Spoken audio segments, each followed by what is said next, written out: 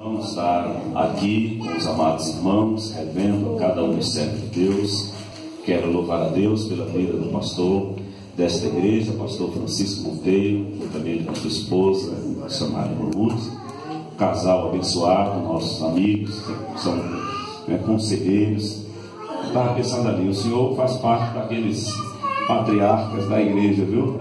Da Paraíba, os apóstolos, da nossa igreja paraibana, do nosso estado do Pará. A Paraíba é um estado muito bom, viu? Mas o Pará também tá bom? Eu amo a Paraíba. Eu sou mais paraibano do que paraense. Nasci no estado do Pará, mas já vivi mais tempo da minha vida aqui do que lá. Vim do Pará com 15 anos de idade apenas, já vou completar 45 anos de idade, então 30 anos aqui, o dobro de tempo aqui vivendo na Paraíba. E isso é muito gratificante para nós, fazer parte deste povo. Louvo a Deus pela vida do evangelista Cassiano, juntamente com a sua esposa, sua família, e cada um dos obreiros que aqui estão, irmãos e irmãs, servos e servas de Deus que adoram ao Senhor Jesus nesta abençoada cidade de Queimadas, que nós amamos, como a minha esposa já falou anteriormente, pelo vínculo que tivemos de trabalho, de estarmos lado a lado com os irmãos e vendo o nascer de algumas congregações, e hoje nós estamos vendo o florescer, Pastor Francisco, irmã Ruth, estão vivenciando um tempo muito bom, deste trabalho, de um florescer da obra de Deus. Quando viemos aqui neste sítio, nesse trabalho, fazer alguns evangelismos, ajudar aqui os irmãos, ainda antes mesmo da construção deste trabalho, tinha um número bem pequenino de irmãs aqui, que se reuniam ali na casa da irmã Paulinho, as irmãs cultuavam a Deus, um número bem pequeno. Quando eu estava sentado ali vendo aqui este bonito grupo de irmãs, conjunto Cântico de Ana, parabéns para vocês, viu? Cantam muito bonito para Jesus. Deus recompensa cada uma das irmãs. E nós, durante um tempo, fizemos parte também deste povo corajoso, deste povo guerreiro, que é o povo queimadense, cada um dos irmãos. E hoje nós estamos vendo aí as congregações, todas elas cheias, bonitas, alegres, felizes, trabalhando para Jesus. Os Neemias, vocês já estão de maior, Acho que já passaram de 15 anos, eu acho. Aleluia. Deus abençoe. E deste grupo, outros grupos, Gideões, Gideões. Quem diria, no olho d'água, um grupo desse de varões. Parabéns para os amados irmãos também. Enfim, fico muito feliz em rever a cada um dos irmãos. A expressão que me vem é que vocês, ao rever os nossos irmãos amigos, é como um colírio para os nossos olhos, A gente se sente muito bem por isso. Queridos irmãos, o tema desta festividade é um tema muito sugestivo para o povo de Deus: clamar, orar, buscar e acreditar nos milagres e nas maravilhas que Deus faz em resposta às orações. Alguém já disse que Deus não faz nada em relação ao crente e à igreja a não ser em resposta à oração. Deus até quer fazer muitas vezes algo em favor de alguém, mas Ele espera você orar. Aleluia. Se você ficar quieto, calado, a bênção vai demorar mais um pouquinho, até você lembrar de orar. E quando orar, o texto sagrado diz: orarás a Ele, e Ele te ouvirá, e pagarás os teus votos. Glória a Deus. Quando a necessidade vem, quando a luta vem, aí a Bíblia diz: orarás a Ele, e Ele te ouvirá. Eu quero ler um outro texto da Bíblia Sagrada nós vamos aqui parafrasear o tema escolhido com uma outra passagem bíblica que estaremos estudando aqui com os irmãos. É uma manhã de culto, de louvor, de adoração ao Senhor nosso Deus. E nós estaremos também lendo um outro texto aqui com os irmãos.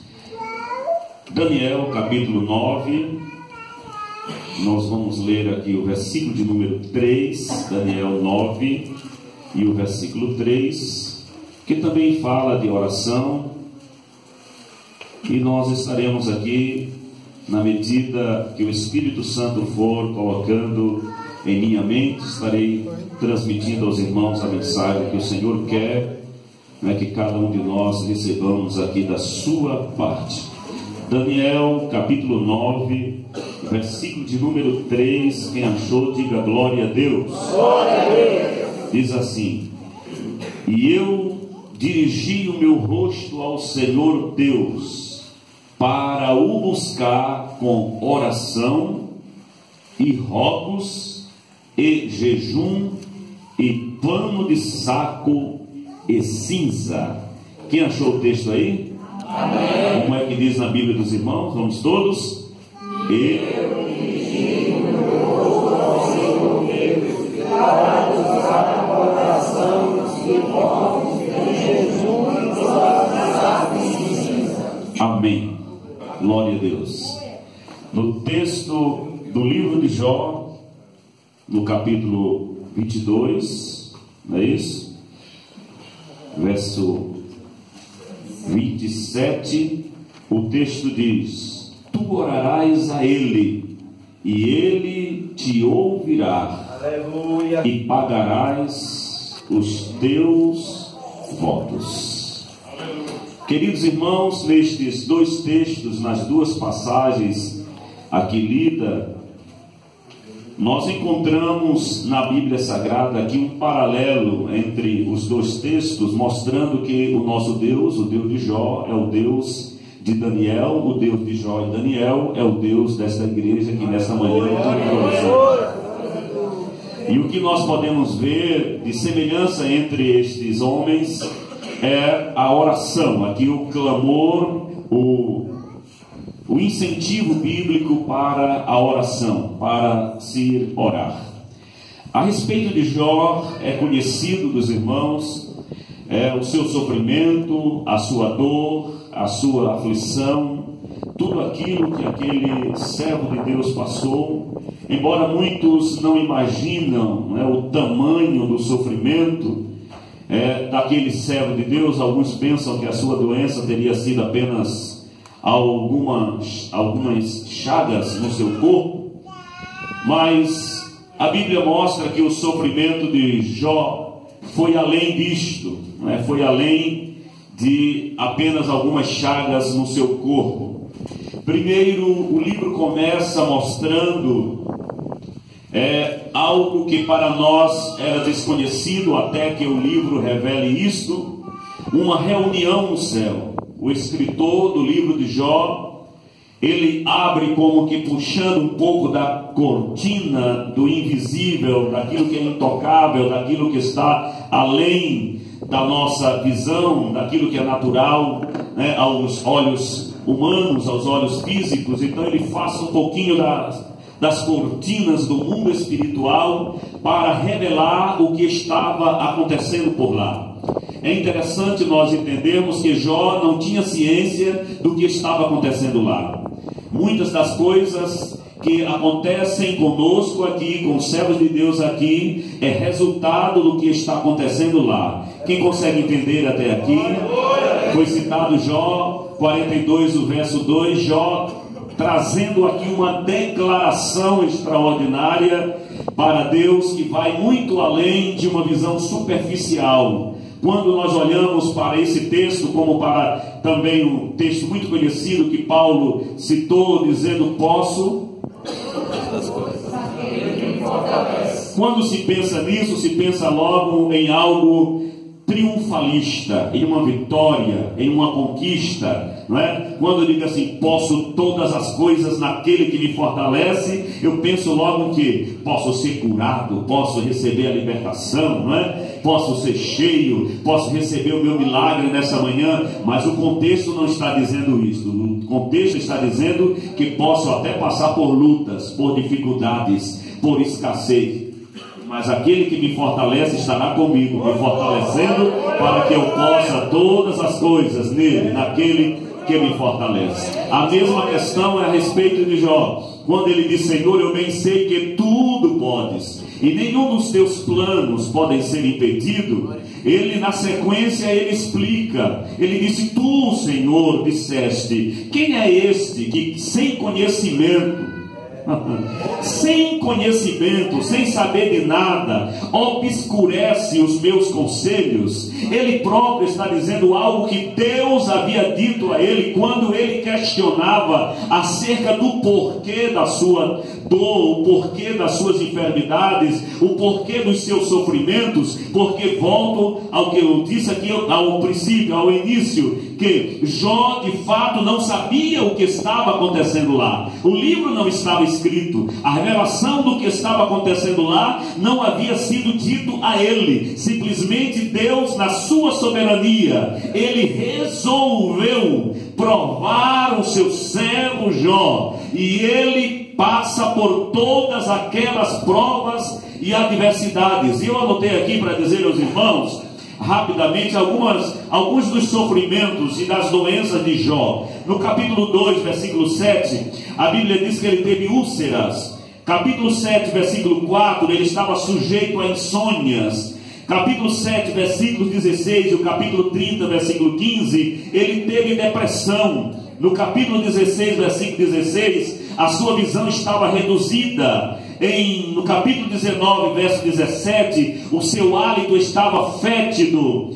No capítulo 19, o verso 20, diz que os seus dentes estavam podres. Capítulo 19, verso 20, ele sofreu um emagrecimento por conta das enfermidades. Capítulo 30, verso 30, ele teve febres exaustivas. E o seu sofrimento foi tão intenso, tão intenso e óbvio, que os seus amigos, quando o viram, não souberam nem o que lhe dizer. No capítulo 2, versículos 11 e 12, quando os amigos de Jó lhe viram naquela situação, antes aquele que era alguém que dava conselhos, aquele que alguém desejava ter a posição que ele tinha, o homem mais rico da sua região, o homem bem conceituado, com uma família bonita, bem formada, todos bem instalados socialmente, um homem de posição social elevada, temente a Deus, obediente, se desviava do mal. Agora aquele homem estava no pior estado que alguém poderia estar. Perdeu seus filhos,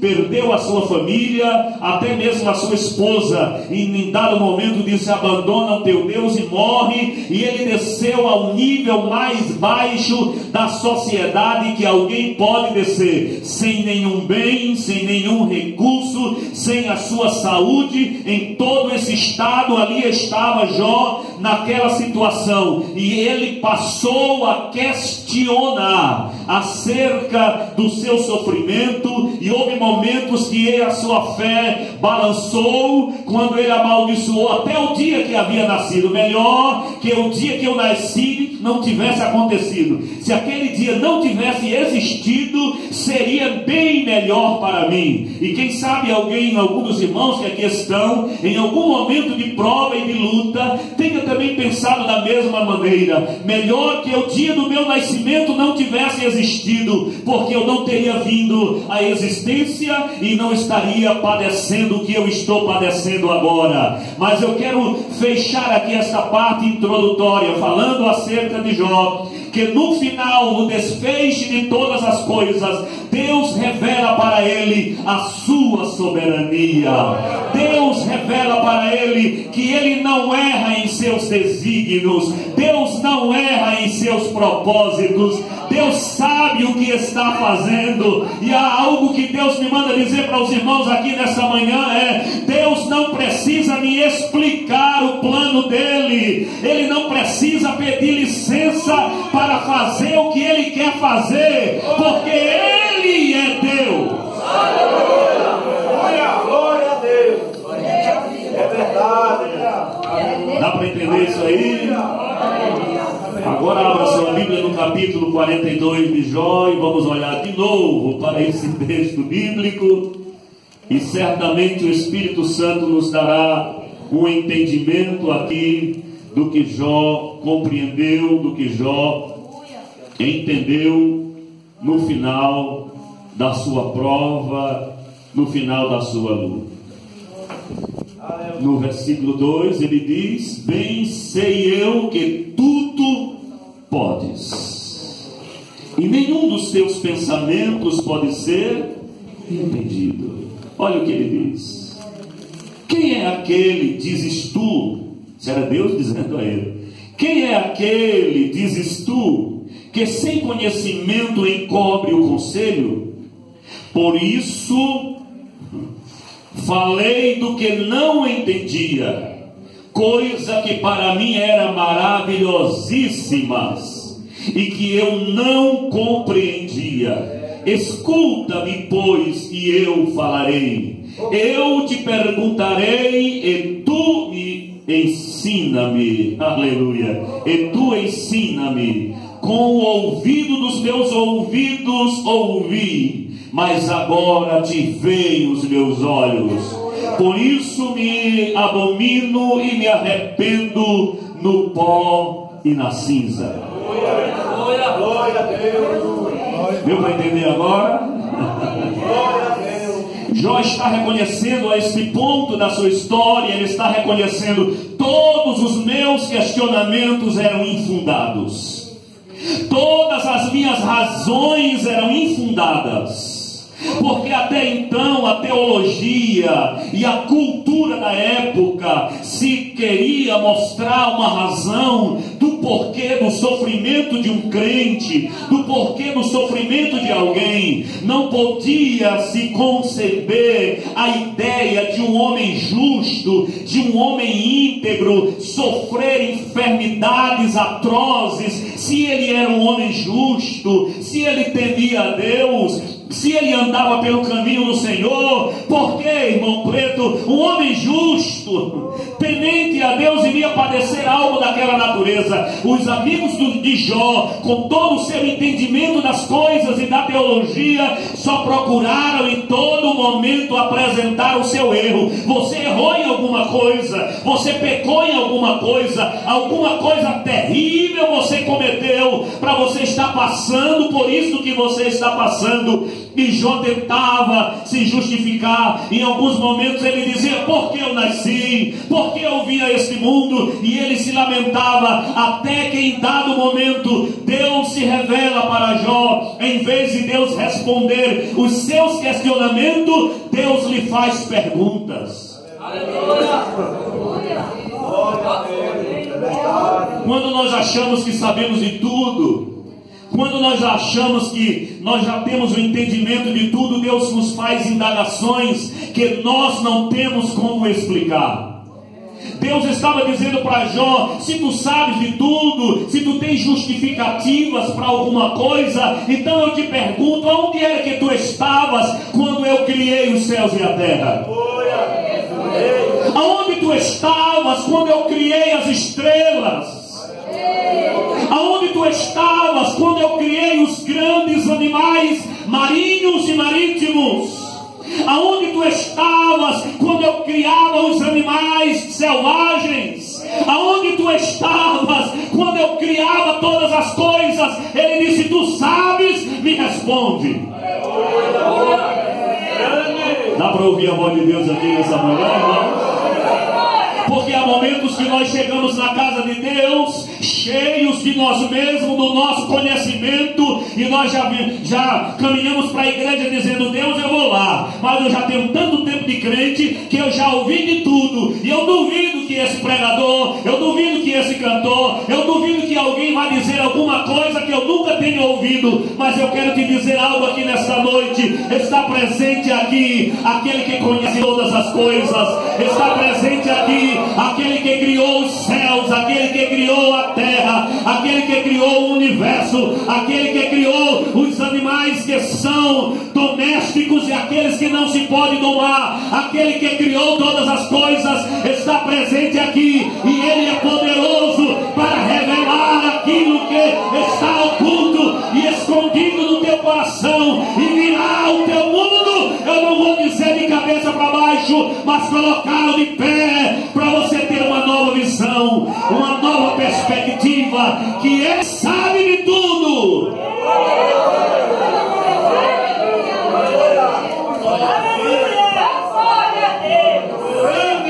Vai ler o capítulo 38 de Jó, vocês vão entender o que o Espírito Santo está dizendo. Deus questionando Jó. Era algo, eu acho interessante, as palavras de Deus, os ensinamentos de Deus. Existiam algumas cabras montesas que ninguém sabe onde era que ela dava cria, onde era que ela paria os seus filhos. E Deus perguntou: tu sabes o caminho das cabras monteses? Tu sabes onde é que ela dá a luz?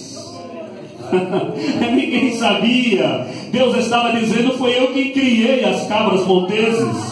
Eu sei o rastro dela em cima da pedra. Eu sei aonde ela dá a luz aos seus filhos. Tu não sabes, mas Deus está dizendo: se tu acha que sabe de tudo e pode questionar aquilo que eu estou fazendo, me responde. Nesta manhã Deus brada nesta congregação, neste lugar, para cada crente aqui individualmente, e Ele responde em teus questionamentos. Se tu podes questionar com Deus, responde a Ele aonde tu estavas quando Ele já criava todas essas coisas, quando Ele já planejava todas essas coisas. No final de tudo, Jó reconhece e diz: Senhor, eu bem sei que tudo podes. Dá para entender esse negócio? Eu sei que tudo podes. Tu podes fazer enfermar e tu podes dar saúde. Aleluia. Tu podes descer alguém à sepultura e pode levantar alguém da sepultura. Tu podes fechar a porta e também pode abrir portas. Deus está respondendo a crentes aqui: Senhor, por que a porta fechou? Porque Ele pode fechar e Ele pode abrir, Ele pode abater e Ele pode exaltar, Ele pode trazer, Ele pode levar, pode tornar a trazer de novo, porque bem sei eu que tudo pode.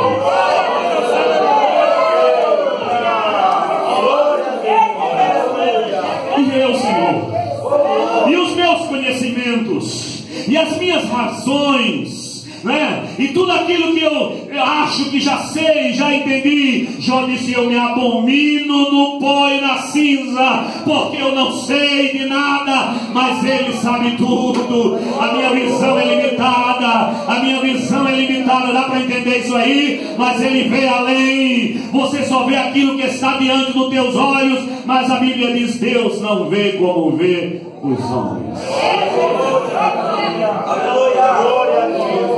Aleluia. Aleluia. Aleluia. Eu sinto a presença de Deus aqui, a graça de Deus aqui. Aleluia, aleluia, aleluia. O Espírito de Deus aquece a minha alma de tal maneira, irmãos. Oh, grande Deus, oh, grande Deus. Deus está trazendo um aquebrantamento espiritual aqui para as nossas vidas aqui nessa manhã. Aleluia. Quem veio ouvir Deus falar aqui nessa manhã, se despoje de tudo. De tudo que você quer, que você acha, que você pensa, e reconheça: Senhor, Tu podes fazer tudo podes. Tudo podes. Tudo podes. Fecha teus olhos agora. Vamos dar aqui um momento de reflexão diante de Deus. Reconheça: Senhor, tudo que eu disse, tudo que eu falei, algum questionamento que eu fiz contigo, eu estou reconhecendo que o Senhor pode fazer tudo isto, tudo que está acontecendo lá em casa, tudo que eu tenho passado, tudo que eu tenho sofrido, tudo que eu tenho perdido, eu sei que tudo podes. Eu reconheço que a Tua soberania pode fazer qualquer coisa, e reconhecendo a soberania de Deus, Deus me responde que Ele pode te dar vitória. Ele responde que o teu segundo estado pode ser melhor do que o primeiro. Ele responde que Ele pode dar tudo em dobro. Ele responde que Ele poderá fazer com que os teus inimigos dependam da tua oração. É você quem vai orar por eles, e Deus vai te ouvir. E enquanto você ora por aqueles que te perseguiram, a tua vitória vem em dobro. Quem pode receber essa palavra em nome de Jesus?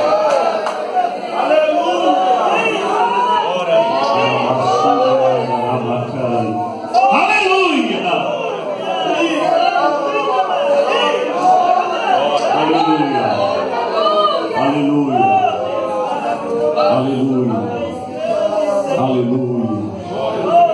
aleluia. Tu és grande, ó Deus. Reconheça a grandeza de Deus. Tu és grande, ó Deus. Tu és grande, ó Deus. Tu és grande, ó Deus. Vai respondendo no íntimo. Vai respondendo no coração de cada crente, ó Deus. Vai trabalhando no íntimo de cada crente, meu Pai.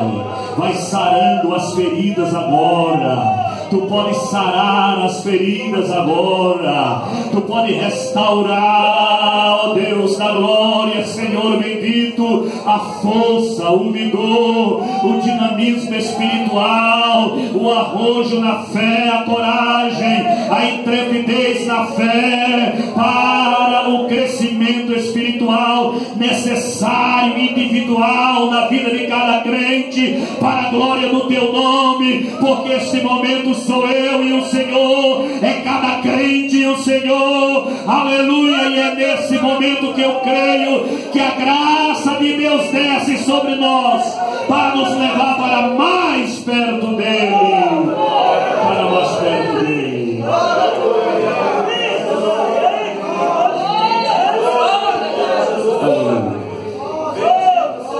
Aleluia. Aleluia. Glória a Deus.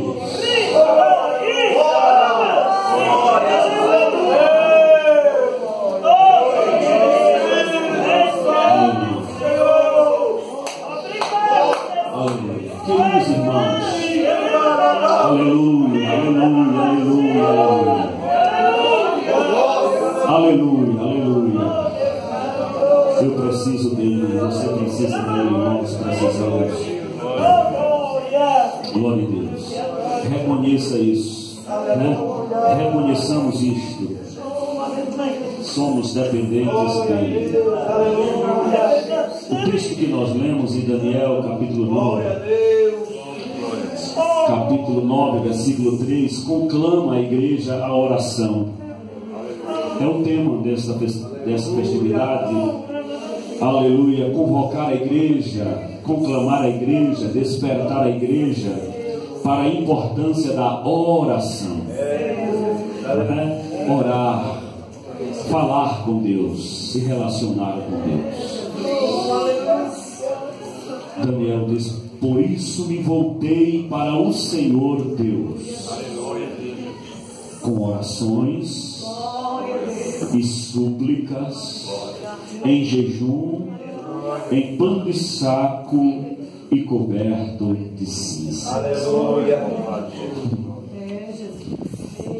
Em Daniel capítulo 9, irmãos, dos versículos 3 ao 19, nós podemos ler a oração do profeta Daniel. Sabemos que o profeta Daniel era um profeta de oração e de jejum. Certamente aqui nós temos uma das razões pelas quais Daniel, ele permaneceu vivendo nas alturas palacianas, assim como disse o salmista no Salmo 18 e o verso 33, quando ele disse as alturas. Quando ele fala aqui as alturas palacianas, ele estava aqui dizendo: e me firmou nas minhas alturas. Quem pode firmar o crente em pé e nas suas alturas é Deus. Aleluia.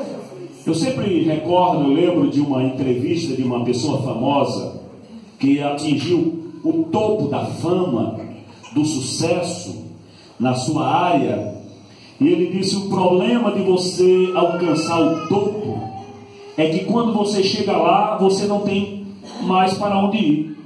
Quando você chega no topo do monte, para onde é que você vai agora? Você não pode mais subir, não tem mais para onde subir. O caminho agora é descer. Aleluia. Já entendeu aí, irmão? Você atingiu o ponto máximo, dali você não tem como subir mais, já é o topo. Dali para frente você vai ter que descer.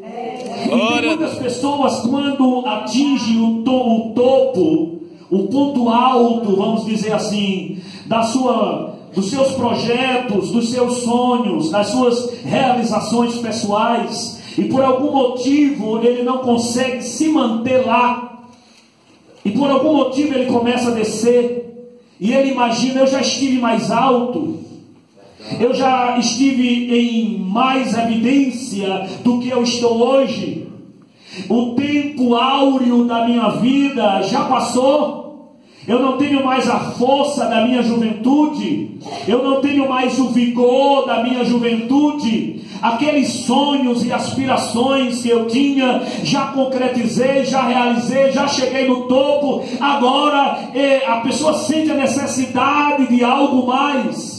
E nós podemos entender aqui, pelas palavras de Davi: e me firmou nas alturas.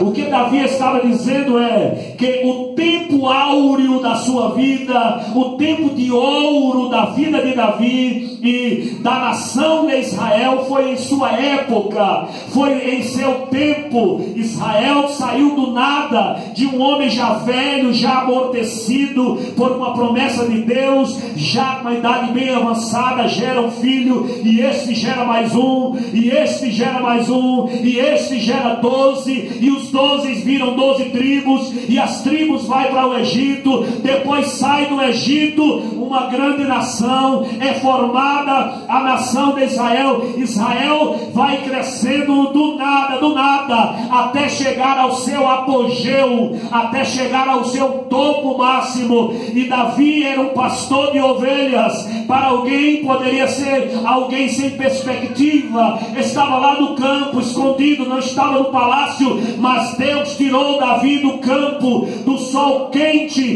detrás das ovelhas, e colocou para liderar o seu povo. E durante toda a sua vida, até a sua velhice, com todos os percalços, com todas as situações que vieram contra ele, ele se manteve lá, e ele reconhece: foi o Senhor quem me manteve nas alturas.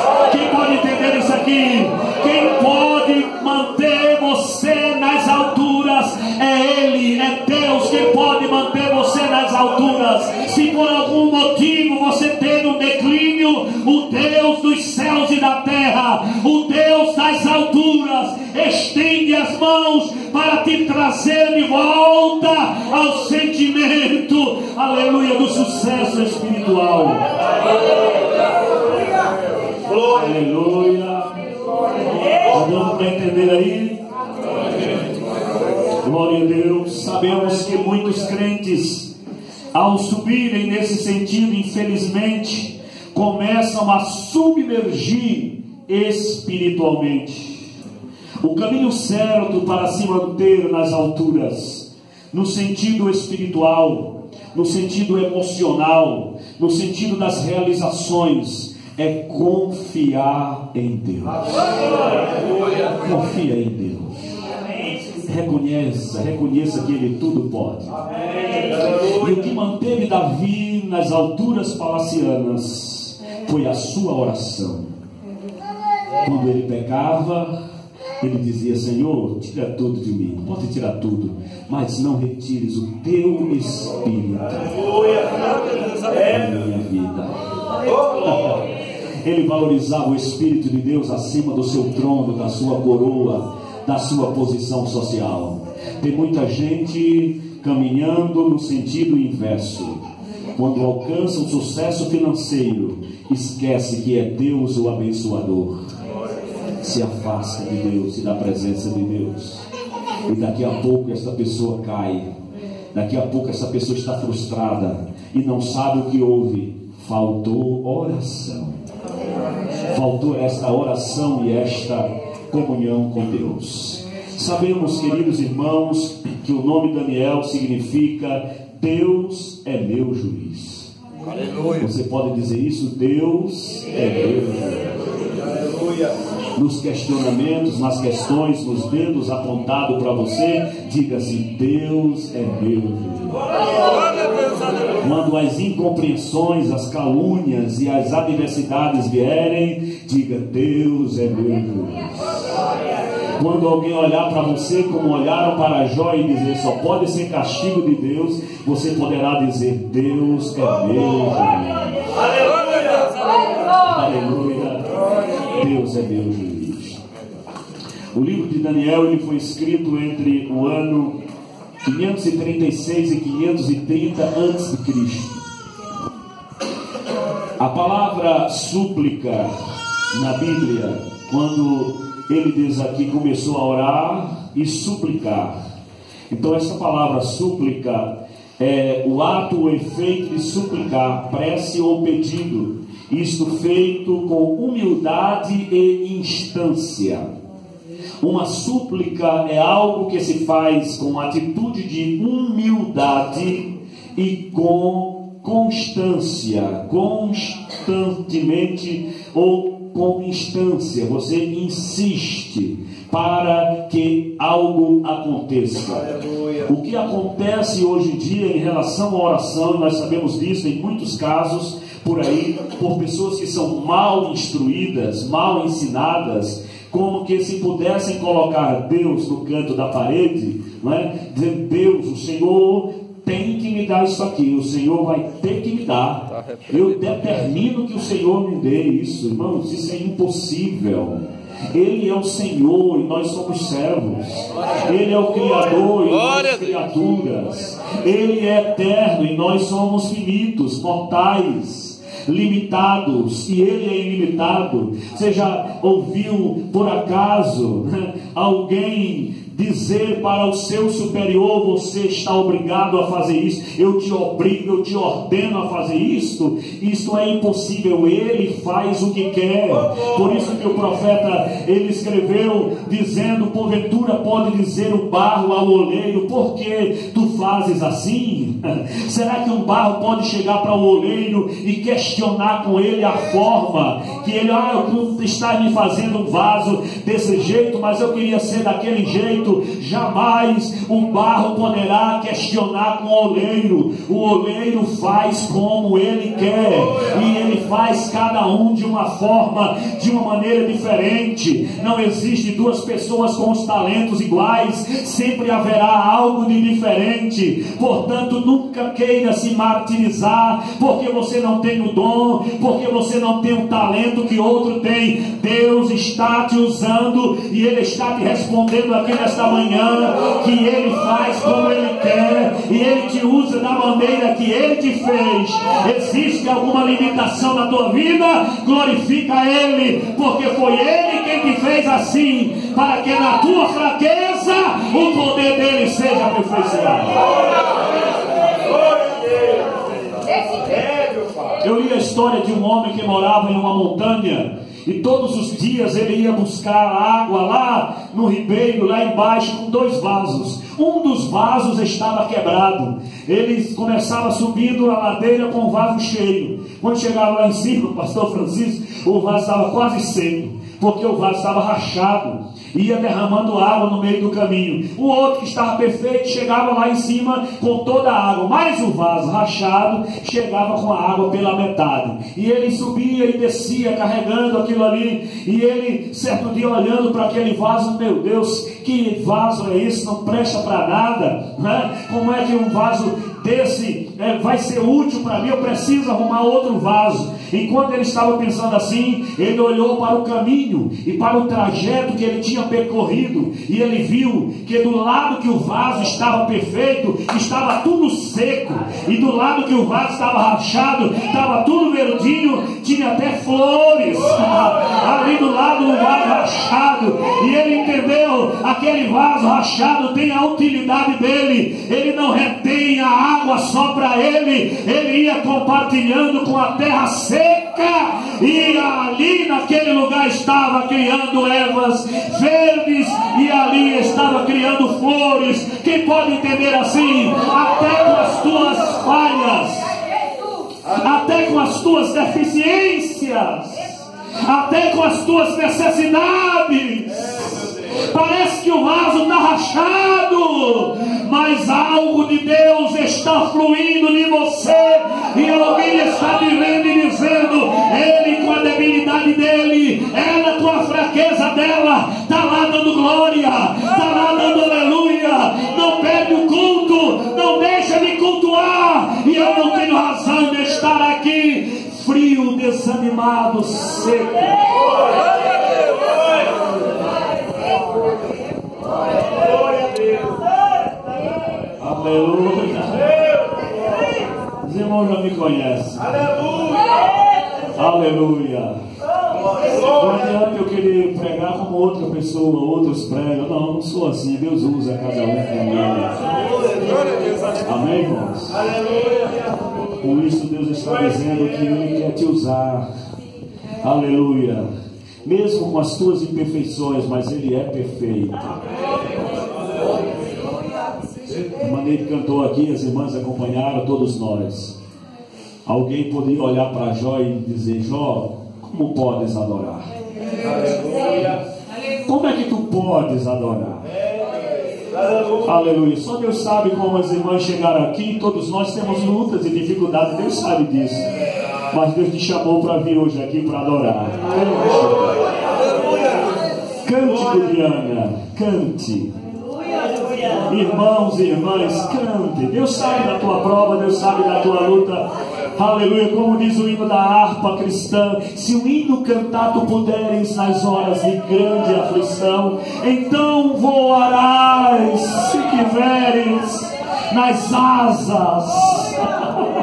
Oh, glória seja dada ao nome do Senhor. Deus quer dar asas para os seus servos aqui nessa manhã. Deus não quer ver você andando cabisbaixo, rastejando, não. Deus te chama para as alturas do seu projeto, do seu plano. Aleluia. Cante, louve, exalte e deixa Ele trabalhar na tua vida.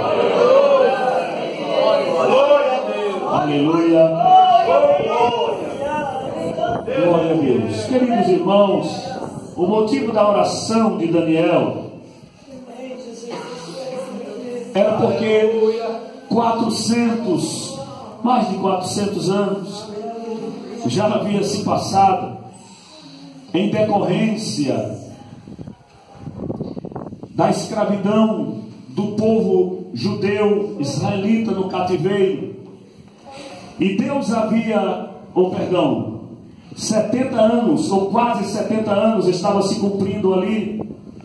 E vou corrigir aqui a minha expressão: durante 490 anos o povo de Israel passou desobedecendo a Deus naquilo que se fazia referência ao chamado ano sabático, que era o ano de Deus, o ano que a terra deveria descansar. Deus deu 6 anos consecutivos para eles trabalharem, e o 7º ano deveria ser um ano sabático para que a terra descansasse. Durante 490 anos a nação de Israel não guardou o ano sabático de Deus. E Deus cobrou isso do povo de Israel, levando eles cativo para a Babilônia. Em 490 anos, os anos sabáticos que eles não haviam ofertado a Deus, era exatamente 70 anos. Então Deus usa o profeta Jeremias e diz a Jeremias que ia levar o seu povo cativo para a Babilônia, e eles iriam ficar ali por um período de 70 anos, exatamente o período dos anos que eles haviam negado a Deus. E agora o texto sagrado ele começa a nos mostrar algumas lições que nós podemos extrair do livro de Daniel, e o capítulo 9. Abra a sua Bíblia e, se por gentileza, deixe aberta, permaneça com ela aberta, no capítulo 9 de Daniel, para nós entendermos algo aqui acerca da oração. No versículo de número 2, veja o que diz a palavra: no ano 1º do seu reinado, eu, Daniel, entendi pelos livros. Diga comigo: entendi pelos livros.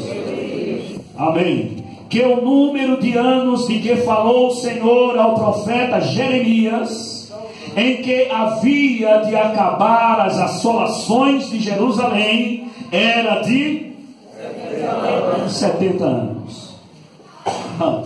Olha aí, deixa marcado aí. E vamos lá para o livro do profeta Jeremias, capítulo 25. Jeremias, capítulo 25, versículos 11 e 12. Se alguém achar primeiro do que eu, pode ler por gentileza para ganharmos tempo. Jeremias 25, versículos 11 e 12. Pode ler. 11 e 12 de Jeremias. E toda esta terra virá a ser um deserto e um espanto, e essas nações servirão ao rei da Babilônia 70 anos. Versículo 12. Acontecerá, porém, que quando se cumprirem os 70 anos, visitarei o rei da Babilônia e essa nação, diz o Senhor, castigando a sua iniquidade, e a terra dos caldeus farei deles um deserto perpétuo. Amém. Capítulo 29 e o versículo de número 10. 29 e o versículo de número 10 diz assim: porque assim diz o Senhor, certamente que passados os 70 anos na Babilônia, vos visitarei e cumprirei sobre vós a minha boa palavra, tornando-vos a trazer a este lugar. Quem pode entender isso aí? Daniel estudava a palavra de Deus como coisa muito prática. Aceitou a profecia como a voz de Deus chamando para agir. Tinha chegado o dia do cumprimento destas profecias de Jeremias 25, 11, 12 e 29, 10. Pelo que percebemos, muitos dos seus patrícios estavam aclimatados à Babilônia, não queriam pagar o preço dos sacrifícios para retornar à sua pátria, pois desfrutavam de prosperidade no cativeiro. O que fez Daniel nesse tempo de crise? Dirigiu o seu rosto ao Senhor e orou. Daniel orou com entendimento e não às cegas. Quem pode entender isso aqui? Queridos irmãos, há tempo determinado por Deus para o sofrimento, para a luta e para as adversidades que nós enfrentamos nas nossas vidas. Há um tempo determinado por Deus. Mas o que nós podemos entender aqui, por esse texto bíblico do livro de Daniel, é que mesmo havendo um tempo determinado por Deus para o sofrimento na vida do crente, se você deixar de orar, você pode perder a oportunidade da vitória. Dá para entender isso aí? Eu não posso ouvir as promessas e as profecias de Deus e cruzar os braços e vou deixar acontecer. Deus disse que ia acontecer, então acontecerá. Não, Daniel entendeu pelo livro. Que livro foi esse que ele lia? A Bíblia mostra aqui claramente que o livro que ele entendeu, que ele leu, foi o livro do profeta Jeremias. Então, para o crente receber vitória da parte de Deus, ele tem que entender que a Bíblia Sagrada é um livro prático de Deus para nós. Quer algo na tua vida particular, quer uma libertação dos teus cativeiros, quer o cumprimento da promessa de Deus na tua vida, não se aparte deste livro, porque ao estudar este livro, aleluia, Deus fará prosperar o teu caminho. Quem pode receber esta palavra em nome de Jesus? Não podemos ter a Bíblia Sagrada como um livro apenas para se ler na igreja. Permita, pastor. O cajado está na sua mão, mas a Bíblia Sagrada não pode ser um livro para o crente pegar apenas no dia de vir para a igreja. Se passar a semana sem vir na igreja, é a semana inteira que passa sem pegar no livro dos livros, no livro sagrado, este livro que alimenta a alma do homem, que descedenta a sede da alma do interior do homem, que é força para os teus ossos, que é fortalecimento para os teus nervos. Busque a Deus em oração e em leitura da palavra. Quem pode receber esta palavra em nome do Senhor Jesus? Esta é a chave da vitória. Esta é a chave da vitória e da conquista do crente, ler na palavra de Deus. Enquanto os amigos de Daniel estavam, essa expressão aqui, aclimatados, quer dizer que eles estavam acostumados. Foi exatamente isso que Paulo escreveu aos Coríntios, dizendo: não vos acostumeis, não vos amoldeis. Tem muita gente se amoldando.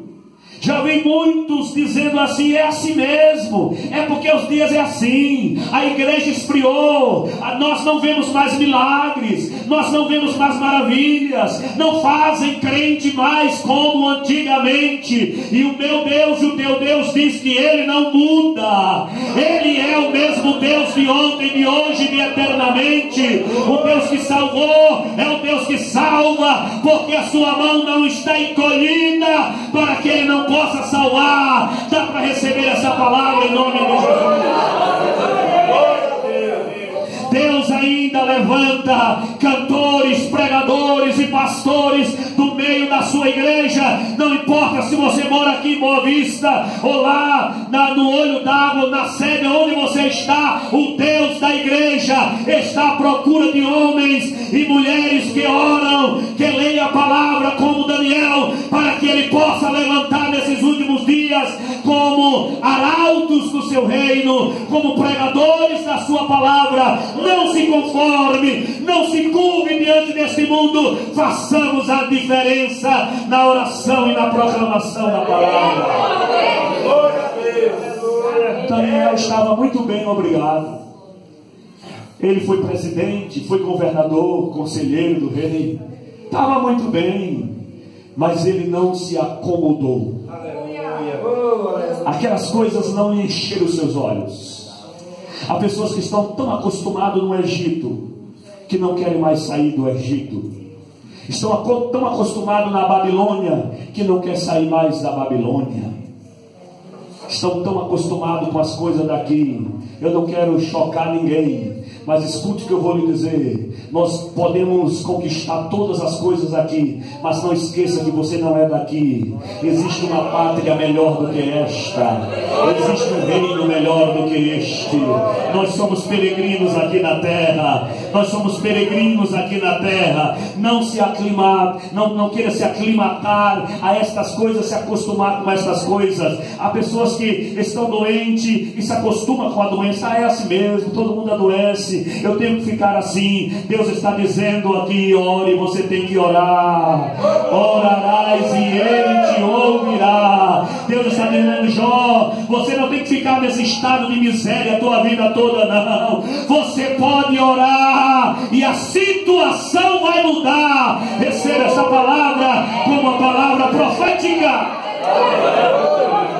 Aleluia! Venha para a igreja para orar, vá para casa para orar, vá para o trabalho para orar. Quem consegue entender o que eu estou dizendo? Você pode orar indo para casa, você pode orar indo para o trabalho, você pode orar vindo para a igreja, e Ele te ouvirá. Dá para entender isso aí? Ele te ouvirá. Esta é a primeira lição que nós entendemos aqui. Daniel lia a palavra. Ele disse: eu entendi ao ler o livro, entendi pelos livros. Glória a Deus por isso. Na sequência, nós vemos aqui que este homem de Deus, ele virou o seu rosto